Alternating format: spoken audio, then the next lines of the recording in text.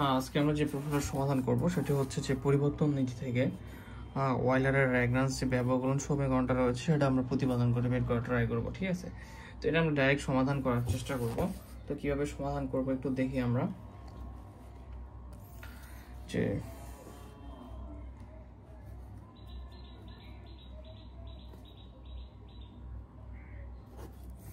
সমাধান যে ধরি এফ একটি ফাংশন, ঠিক আছে, ধরি এফ একটা ফাংশন যার হচ্ছে চলক রয়েছে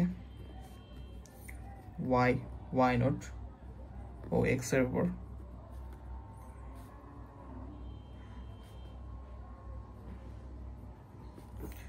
নির্ভরশীল, ঠিক আছে। তো এখানে একটা এফ একটা ফাংশন যার কতগুলো চলক রয়েছে, তিনটা, একটা y nought x y nought x, এই উপরে নির্ভরশীল এই ফাংশনটা। সেক্ষেত্রে আমরা ফাংশনটাকে এভাবে লিখতে পারি যে এই ফাংশনটা হচ্ছে কার উপর নির্ভরশীল, ওয়াই নট এবং এক্স স্থানাঙ্ক যুক্ত একটা ফাংশন। আমরা এই ফাংশনটাকে আমরা এইভাবে লিখতে পারবো, কোনো সমস্যা নেই। যেখানে এই ওয়াই নট মানে আমরা সকলেই জানি, ইতিপূর্বে জানি আমরা, যেখানে এই ওয়াই নট মানে কি বলতো, একে হচ্ছে এক্স এর সাপেক্ষে আমরা একবার কি করছি, একবার অন্তরীকরণ করছি, রাইট। এটা তোমাদের নোট দিয়ে দিলাম, সাইড নোট। আর একটা প্রান্ত বিন্দুর ব্যাপার গত ক্লাসে দেখেছি যে একটা প্রান্ত থেকে আরেকটা প্রান্ত গেলে সেই প্রান্ত বিন্দুর যে পরিবর্তনের মানটা সেটা কি হয়, 0 হয়। তাহলে এবং প্রান্ত বিন্দুতে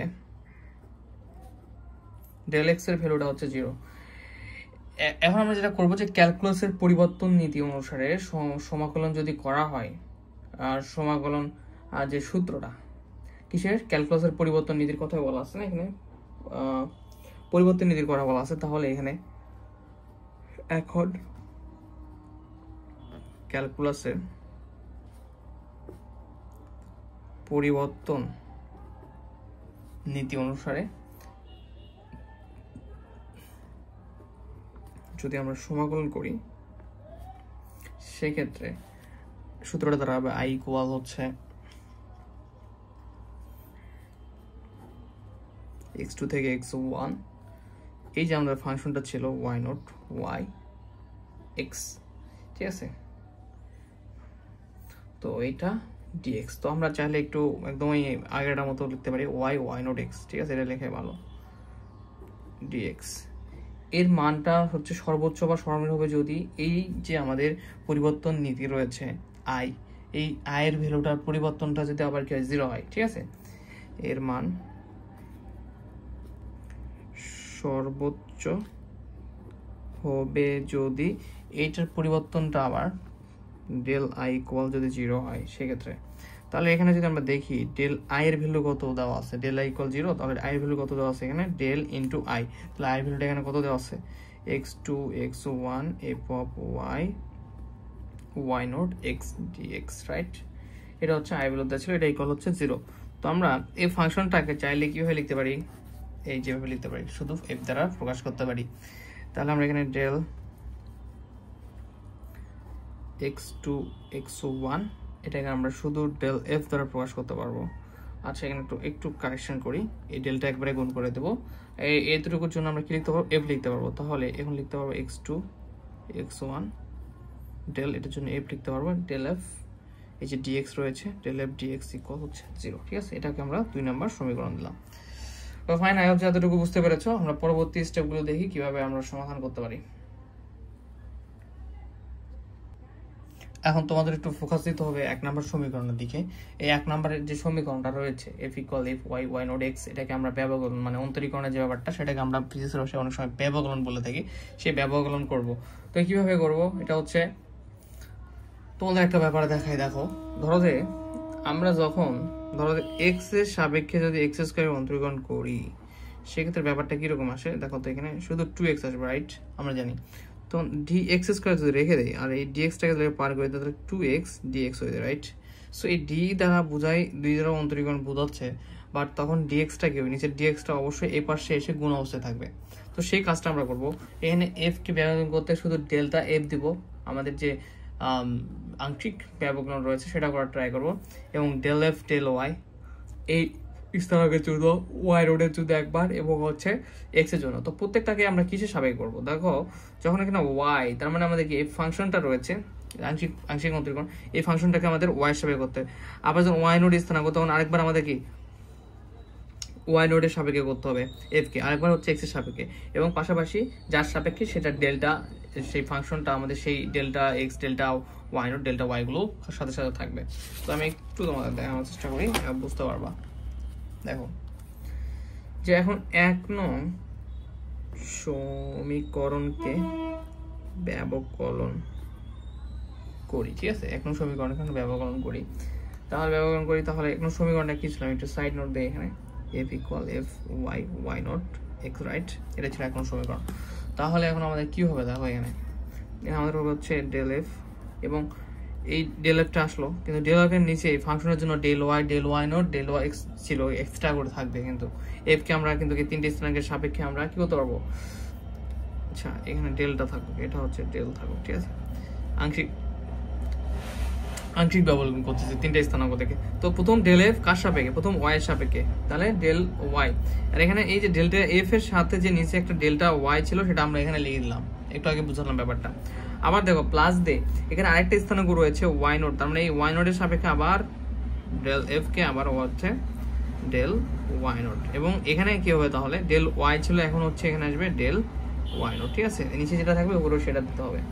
প্লাস দেখো এখন কি এক্স রয়েছে, তাহলে এক্স এর সাপেক্ষে, তাহলে ডেল এফ কার সাপেক্ষে? এক্স এর সাপেক্ষে, তাহলে এখানে আসবে আমাদের, এখানেও ডেল এক্স চলে আসবে, ঠিক আছে? এই তো আমরা মানে প্রথমে একটা কি যেন লিখছিলাম যে ডেল এক্স প্রান্ত বিন্দুতে ডেল এক্স এর ভ্যালুটা হচ্ছে 0, ঠিক আছে? সো আচ্ছা, এগুলো হচ্ছে দেখো, এগুলো ডেল্টা, এটা হচ্ছে ডেল, ঠিক আছে? সো এটা এরকম থাকবে, এটা এরকমই থাকবে, এগুলো এরকম করে দিবা এটার মতো, এটা থেকে আমরা এই ভ্যালুগুলো পাচ্ছি। আর প্রান্তবিন্দুতে ডেল্টা এক্স এর ভ্যালু কত? 0, তাহলে এই পুরো ভ্যালুটা 0 হয়ে যাবে। Del f del y delta y plus del f del y nought delta y nought, তো শুধু থাকবে। এটাকে আমরা 3 নম্বর সমীকরণ দিলাম। তো এটা তো বুঝতে পেরেছো সকলে, আই হোপ, কোনো সমস্যা নেই কারো। দেখো পরবর্তী স্টেপটাতে কি করবো আসলে, এই দেখো এটা আমরা ডেল্টা এফ এর মান পেয়েছি, রাইট? তোমরা একটু মনে করার ট্রাই করো এটা কোথায় ছিল। যদি এখানে দেখো, এই যে আমাদের 2 নম্বর সমীকরণে দেখো ডেল্টা এফ, ঠিক আছে? তো এখানে ডেল্টা এফ এর ভ্যালুটা আমরা বসাই দিই, তাহলে আমরা এখন লিখবো যে 3 নং সমীকরণ, যে 3 নং সমীকরণের মান এখন 3 নং সমীকরণের মান 2 নং সমীকরণে বসাই। তাহলে ডেল্টা এফটা যদি আমরা 2 নম্বরে বসাই, তাহলে কি হবে? x2 x1, আর হচ্ছে এই ভ্যালুটা না, এই ভ্যালুটা আমরা ওখানে বসাবো। এই ভ্যালুটা যদি ওখানে বসাই, তাহলে del f del y delta y plus del f del y nought delta y nought কল হচ্ছে আমাদের, যেহেতু ইন্টিগ্রেশন এখানে ছিল, কি ছিল? ডিএক্স ছিল একটা, মানে এই ভ্যালুটা জাস্ট ডেল এফ এর ভ্যালুটা আমরা ডাইরেক্ট 2 নম্বরে বসাই দিচ্ছি। এটা ডিএক্স ছিল, ডিএক্স দিয়ে দিলাম ইকুয়াল হচ্ছে 0, ঠিক আছে? এখন আমরা দেখো এই ইন্টিগ্রেশনটা কিন্তু 2টা পদের সঙ্গে গুণ অবস্থায় রয়েছে, সো আমরা গুণ করে দিই। x2 x1 del f del y delta y, এই যে ডিএক্সটাও কিন্তু গুণ অবস্থায় রয়েছে, সো ডিএক্সটাকেও এখানে গুণ করে দিই, মানে একটা অংশ করে আমরা কাজ করবো। x2 x1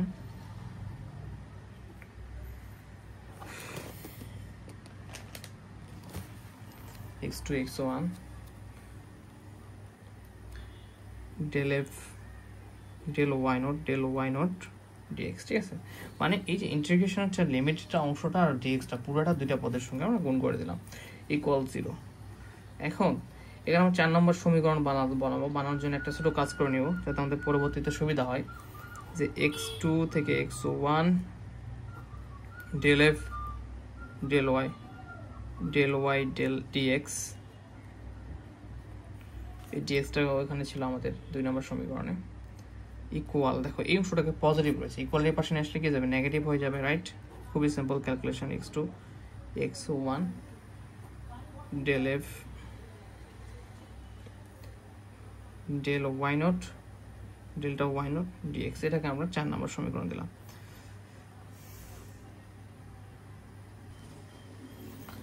তো আমরা এখন প্রথমত কি করব, আমরা এই যে এতটুকু রয়েছে না, এতটুকুর ভ্যালুটা বের করে নেব। এই যে অংশটা ইন্টিগ্রেশন x1 থেকে x2 del f del y not dx, এতটুকুর মানটা আমরা বের করে নেব। এতটুকুর মান বের করে নিয়ে পরবর্তীতে আমরা এখানে মানটা বসাই দেওয়ার ট্রাই করবো, ঠিক আছে? তো আমরা এতটুকুর মানটা আমরা পরবর্তী পেজে গিয়ে বের করার চেষ্টা করি।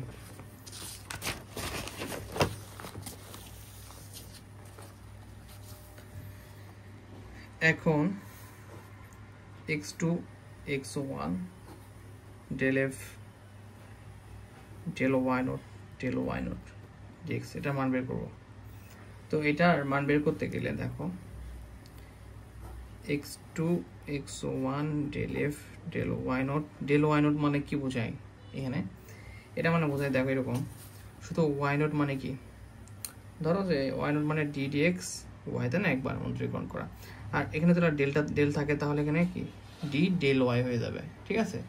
y নট মানে একবার x এর সাথে অন্তরীকরণ, আর যখন ডেল সামনে রয়েছে গুণ করা, মানে এইটা প্রত্যেক সহ এটা হচ্ছে একটা value, so d del y এখানে dx হয়ে যাবে। তাহলে এটা ইকুয়াল আমরা ওটা লিখতে পারবো। তাহলে এখানে লিখে দিই যে d dx del y dx, fine, ঠিক আছে? এখন দেখো এখানে আমাদের ইউভি সূত্র পড়বে। তো আমরা ইউভির সূত্র সকলে নাকি জানি যে ইউ ডট ভি এর সূত্র কিরকম ইন্টিগ্রেশনের, যে ইউ কে বাইরে বের করে রাখো, ভি কে ইন্টিগ্রেশন করে এক্স এর সাপেক্ষে, আবার কি ইন্টিগ্রেশন এক্স এর সাপেক্ষে ইউ কে অন্তরীকরণ করো, আবার ইন্টিগ্রেশন ভি কে এক্স এর সাপেক্ষে ইন্টিগ্রেশন করো, করার পরে যে ফুল ভ্যালুটা আসবে এখানে পুরোটা, সেটাকে আবার ইন্টিগ্রেশন করতে হবে এক্স এর সাপেক্ষে। ইউ কে বাইরে বের করে রাখো, ইন্টিগ্রেশন করো ভি কে, এরপরে আবার ইউ কে এক্স এর সাপেক্ষে অন্তরীকরণ, আবার হচ্ছে কি ভি কে ইন্টিগ্রেশন করার পরে পুরা ভ্যালুটাকে আরেকবার ইন্টিগ্রেশন করতে হয়। তো এই কাজটা আমরা করবো এখানে। তাহলে দেখো এখানে এটাকে ইউ চিন্তা করো, এটাকে ভি চিন্তা করো, ঠিক আছে? তাই ইউ যেমন আছে তেমন থাকুক, ইন্টিগ্রেশন কাকে লিমিট আছে, লিমিটও দিতে হবে, ঠিক আছে? x1 x2, এবার ইন্টিগ্রেশন কাকে ভি কে, ভি হচ্ছে এটা, তো এখানে ইন্টিগ্রেশন করো d dx del y, তাই না? dx দেখো ইউ যেমন আছে তেমন থাকলো, ভি কে আমরা ইন্টিগ্রেশন করলাম এই যে লিমিটটা ছিল সেই লিমিটের মধ্যেই, এবার কি মাইনাস, এবার কি করতে হবে সূত্রটা আমাদের যে লিমিট x1 x2 সেই লিমিট, এবং আমাদের এখন কি করতে হবে যে ইউ ছিল ইউ কে এক্স এর সাপেক্ষে অন্তরীকরণ করতে হবে। তাহলে ইউ কে যদি এক্স এর সাপেক্ষে অন্তরীকরণ করা হয়, ইউ ছিল কোনটা আমাদের বলো তো, del f del y, তো d dx del f del y not, এই যে ইউ কে আমরা কি করলাম এক্স এর সাপেক্ষে অন্তরীকরণ করলাম, করার পর এবার কি করতে হবে, এরপর হচ্ছে আবার ইন্টিগ্রেশন ভি কে করতে হবে ইন্টিগ্রেশন। এটা তো আমরা লিমিট দেবো না, একবার লিমিট দিছি, ইন্টিগ্রেশন ভি কে, ভি হচ্ছে আমাদের কি d dx ছিল কি del y, এটা আমাদের ছিল কি ভি, এটাকে যদি একবার ইন্টিগ্রেশন করতে হয় তাহলে ইন্টিগ্রেশন এখানে কার সাপেক্ষে এক্স এর সাপেক্ষে, তো এইখানে ভিটা দিলাম, দিয়ে ইন্টিগ্রেশন চিহ্ন দিলাম। এখন এই পুরাটাকে আবার যেটা ভ্যালু আসবে সেটা আবার কার সাথে, এই আবার পুরাটাকে একসঙ্গে আবার ইন্টিগ্রেশন করতে হবে আমাদেরকে। এই দেখো ইউ কে এক্স এর সাপেক্ষে ইন্টিগ্রেশন করলাম, আবার এই ভি কে করলাম ইন্টিগ্রেশন, করার পর যে ভ্যালুটা আসবে এক্স এর সাপেক্ষে আবার পুরাটাকে ইন্টিগ্রেশন করতে হবে, এটাই হচ্ছে ইউভি সূত্র। তো দেখো এখন আমরা জানি কি এই যে ডিফারেন্সিয়েশন রয়েছে আর ইন্টিগ্রেশন, পরস্পর কি ডিফারেন্সিয়েশন আর হচ্ছে ইন্টিগ্রেশন যদি থাকে সেটা কেটে যায়, রাইট? তাহলে ওই কাজটা হবে এখানে কেটে যাবে del f del y not, আর যে ইন্টিগ্রেশন আর ডিফারেন্সিয়েশন কেটে যাবে, কিন্তু এখানে লিমিটটা আছে, লিমিটটা থাকবে, তাহলে শুধু থাকবে এই del y, এটা হচ্ছে ইন্টিগ্রেশনের ডিফারেন্সের পুরো পার্ট, এটা হচ্ছে ইন্টিগ্রেশন, ডিফারেন্স কেটে যাবে, শুধু থাকবে del y। আর এখানে আমাদের যে লিমিটটা ছিল সেটা এইভাবে আমরা টান দিয়ে রেখে দেবো, ঠিক আছে? যেহেতু ইন্টিগ্রেশন টানে বাট লিমিট আছে, লিমিটটাকে তো আমরা কেটে ফেলতে পারবো না। এখন মাইনাস, এই পার্টের কাজটুকু করতে হবে আমাদের। এই পার্টের কাজটুকু করতে গেলে তুমি এখানেও দেখবা যে ইন্টিগ্রেশন রয়েছে আর ডিফারেন্সিয়েশন এক জায়গায় রয়েছে, এদের ভ্যালু কি হবে, এরা কেটে যাবে একসাথে। তো কেটে গেলে তখন কি থাকবে, না x2 x1 d dx del f del y not, এটা যেমন ছিল তেমন থাকবে, রাইট? আর এই যে এটা ইন্টিগ্রেশন ডিফারেন্সিয়েশন কেটে গিয়ে শুধু del y টা থাকবে, এবং এখানে যে ঘটনা ঘটবে dx টা পুরোটার সঙ্গে ছিল, এখন এই দেখো পুরো একটা ভ্যালু পেলাম মান, এই যে dx, যে এখন x এর সাপেক্ষে এটাকে আবার ইন্টিগ্রেশন করা বোঝাচ্ছে। আচ্ছা, তো ফাইনালি আমরা একটা রেজাল্ট পাবো যে এখানে দেখো এখানে কোনো x যুক্ত ফাংশন রয়েছে না, এক্স এর সাপেক্ষে কিন্তু ইন্টিগ্রেশন করেছিলাম আমরা। লিমিট বসালে এক্স এর সাপেক্ষে যেখানে সেখানে বসাতে হবে, কিনা নাই। সো এখানে আমাদের কোথাও লিমিট বসানোর জায়গা নাই, পুরো ভ্যালুটা তখন কি আসবে, 0 চলে আসবে, 0 চলে আসবে, 0 লিখলাম না, তখন এখানে মাইনাস, আর এই অংশটা শুধু থাকবে আমাদের x2 x1 ddx del f del sorry এইরকম del f, এই ডেলটা কিন্তু এদিকে, ঠিক আছে, এটা দেখে নিবা তোমরা, এই যে এখানে ডেলটা হচ্ছে এদিকে।